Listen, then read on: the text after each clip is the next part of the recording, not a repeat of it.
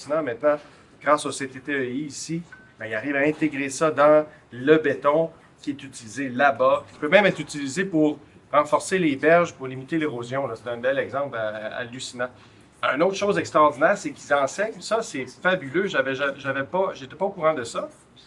Ils enseignent, ils aident les entreprises à penser à des nouveaux modèles d'affaires. Comment, au lieu de vendre leurs produits, quand les fabricants de téléphones, on dit vendre des téléphones, et puis là, ça va au détritus, tout ça, bien, de vendre l'usage de leurs produits. Puis là, à ce moment-là, ça induit un comportement de dire, bien, à ce moment-là, il faut que nos produits soient durables, il faut qu'ils soient réparables, il faut que les gens l'utilisent, que ça sert longtemps. C'est mieux pour l'environnement, puis pour l'économie, c'est mieux pour les entreprises. Ça amène des revenus à long terme sans avoir à fabriquer puis à shipper tout le temps des équipements puis des produits puis d'utiliser des ressources. Fait que ce qui se passe au CTTEI ici, c'est fabuleux. Je suis ravi d'entendre Patrick, qui était un champion porte-parole de l'innovation, les procédures qu'on a vues ici là, attendez une minute, je vais le dire comme il faut. C'est oxydation. Non, c'est ça. Les procédures d'oxydation hydrothermique ici, là, qui sont développées avec des équipements qui sont uniques au Canada, bien, non seulement ça développe des façons de récupérer des déchets qui sont à haute teneur d'eau, donc qui ne peuvent pas être brûlés ou incinérés, mais de les transformer, d'extraire les minéraux, les matières essentielles. L'eau devient, à ce moment-là, peut être mise dans les égouts parce qu'elle est plus toxique.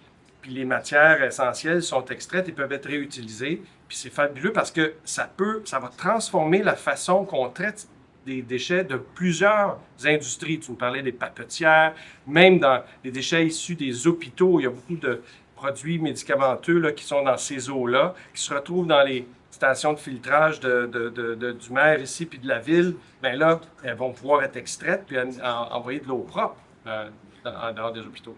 Hein? Le CTTEI ici nous expliquait comment c'est pas juste de l'innovation technologique. Puis moi, je vous le dis, comme innovateur en chef, c'est vraiment la clé. Puis le fait qu'on ait ça ici, comme dans la ville de Sorel-Tracy, la conscience que c'est pas juste d'avoir des nouvelles technologies, il faut aussi changer nos façons de faire les choses. Ça, c'est de l'innovation sociale. C'est de changer les normes, changer les habitudes, changer les comportements des gens. Ça, c'est compliqué. Et puis là, on a un exemple ici de nouvelles technologies qui pourraient être bientôt mise à l'échelle, mais ça ne sera pas suffisant. Il va falloir faire évoluer les usages, les états d'esprit, la réglementation. Ça, Patrick, je suis sûr que tu en es conscient, ça prend du courage, ça prend de la persévérance. Tout le monde est d'accord, il faut juste aller au bout puis le faire pas par pas pour faire changer la société, pour que ces technologies-là puissent être adoptées. Tout le monde est d'accord, on voit l'impact, maintenant il faut les avoir chez nous. Vous avez compris que pour moi c'est important. Je contribue à faire rayonner la région, mais c'est une autre façon de le faire. On travaille ensemble, c'est tellement... il y a tellement de belle chimie. Patrick parlait ce matin d'effervescence.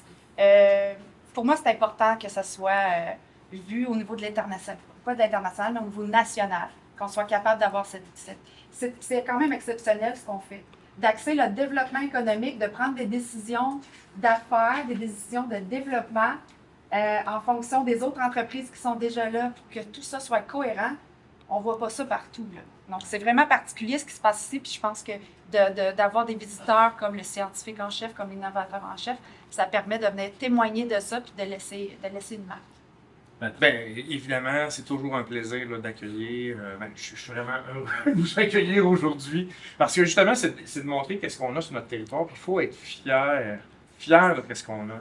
Le CTTEI, c'est une fierté, c'est notre joyau que nous avons. Et donc, bien sûr, cette reconnaissance-là, parce qu'il y a quand même eu une reconnaissance à l'Assemblée nationale hier. Je salue Jean-Bernard qui a fait cette reconnaissance-là. Mais pour la ville de Sorel-Tracy, le CTTEI, oui, c'est un instrument de reconnaissance, mais c'est aussi un partenaire de travail.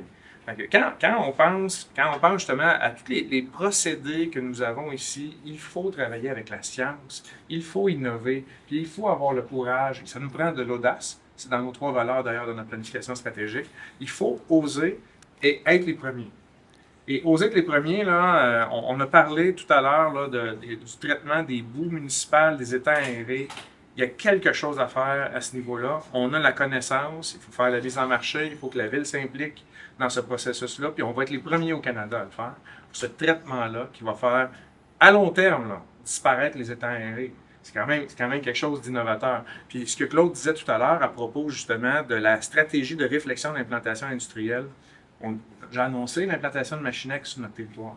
Et quand on pense à Machinex, là, toute la consigne du Québec qui vient ici, qu'est-ce qui en ressort de Machinex? Il va ressortir du carton, du plastique, de l'aluminium.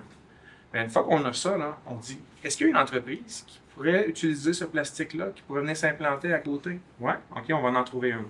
Est-ce qu'il y a une entreprise qui veut avoir de l'aluminium? Tu sais, l'aluminium, ça ne court pas les rues, hein?